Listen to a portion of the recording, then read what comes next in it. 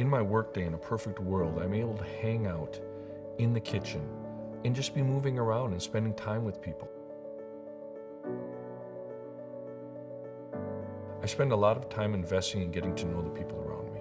And beyond that, once I have that relationship built with them, I'm able to teach them things because they're far more receptive. Sometimes in my position, it's like, oh, here comes chef. But I'm just one of the guys in the kitchen. And by breaking down those boundaries, it allows me to coach them. It allows me to teach them things. And the excitement and the investment that they get through that knowledge is huge. They want to do better. They want to learn more. They want to grow. And that allows me to grow too, because I'm always thinking about how I can help someone. You know, some people, some chefs, I should say, may shy away from a fully cooked ingredient. But to be able to take a great product that's ready to go for me, maybe I have to do a little bit, maybe I brown it slightly to find something that's a rock solid ingredient. What I mean by that is great quality, it's consistent, and by using that, instead of having to spend time just prepping and working on something, I can be coaching my cooks, my prep cooks. I can be working with them. Ideally, you want the best of both worlds, which is what I love about the ingredients in this recipe. So let's play around and take this recipe beyond the expected. We're going to make a sausage egg turnover today.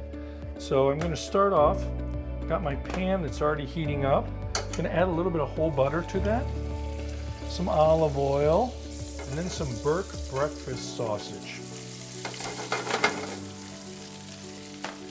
And all I'm going to do with this sausage is I just want to brown it a little bit. I really fell in love with this sausage for a couple of reasons. One of them being that I love this natural look, this kind of crumbled look to it, which is just wonderful. It comes that way, so I can just portion it and be ready to go, which is great. I also love the flavor profile. It's got a nice, rich pork flavor with little hints of some sage and a little bit of garlic, so nice herbal balance to it. And there's just a tiny suggestion of heat from these little red flake peppers that you'll see in there. So here I have a little bit of egg and cream. I'm going to add some salt and pepper. Give that a quick little mix.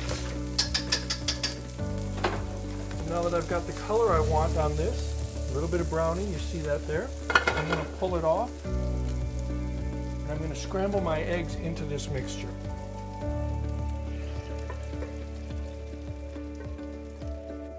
So there, my eggs are still a little bit loose, and I want to keep them loose because they're going to go into the turnover. I'm going to finish them with just a little bit of green onion. Give that a quick stir. And now I'll take my eggs off the heat and I'll hold them for assembly, which we're going to do next. So I'm going to start out with just a little bit of cheddar in each of the discs, slightly off center. Don't get too carried away because we're going to have to close this up later too. If you have too much, it won't close.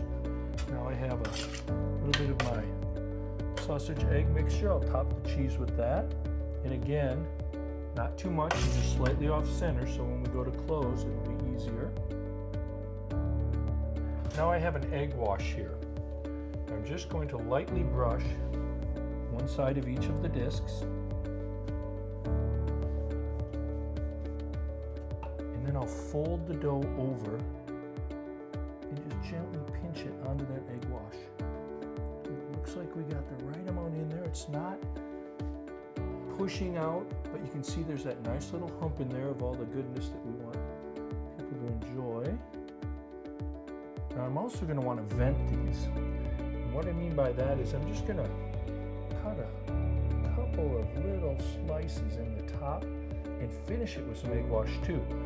The finishing with the egg wash is going to give me that wonderful golden color that I want. Man, these look great. Nice color. I'm just going to plate them quite simply today. I'm going to put two on the plate, kind of running up against the other one. I'm going to serve it with just a little mixed berries here. I could serve it with a green salad. I've got lots of options that I could serve this with. And as you can see, perfect for a breakfast option, but I could also use it for lunch. It'd be great for a to-go if I wanted to. You're going to love how easy it is to add this to your menu.